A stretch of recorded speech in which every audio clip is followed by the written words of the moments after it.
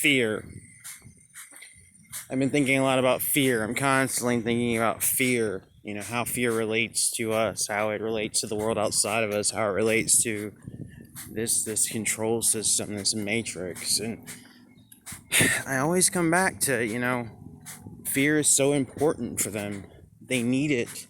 They need to get it from you. They need to instill it, even on a minute level. They have to get that fear going. And I was thinking really, really hard about it.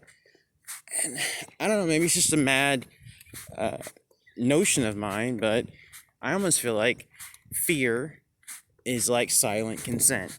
When you allow that process to flood throughout your body, when you allow that you allow those changes, those chemical changes, the electronic changes, those synapses, everything, all the things that go into that wave of fear that spreads throughout your body. Once that wave kind of takes off, it's like consent. It's like you're giving consent to them.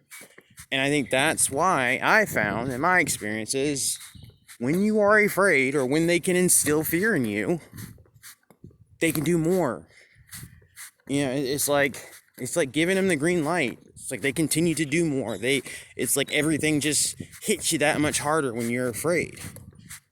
It's like, here's the deal. And you should know this, but it's like, it can't kill you. Not as long as you walk in your truth, not as long as you're, essentially doing what you're here to do. They can't kill you. They can mess with you, but they can't kill you. So what's there to be afraid of?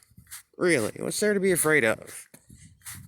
You find that, and then it's just because they're going to do what they're going to do regardless. So why be afraid too? Why give them that extra cherry on top? There's no point to it. No point. And you'll find that when you take that fear from them and you kind of hold on to, you just kind of just keep stay in your center. Find your center and stay there. It's like they're so weak and sad and just laughable, really, because they will try multiple times to get that out of you, and when then they can't get it, they just kind of revert into these repetitive algorithms, I guess, and it's so funny because they don't know what to do. They don't know what to do. These are parasites. These are, they're cowardly. They have to hide. They have to do what they do in the shadows. They can't do anything else because they're weak. Man, when you take the fear from them, then you really see how weak they are, because it's just kind of sad at that point. I think fear feeds into so much, even on that metaphysical level, even when stuff like witchcraft. It's like fear is like the gasoline on the fire, right?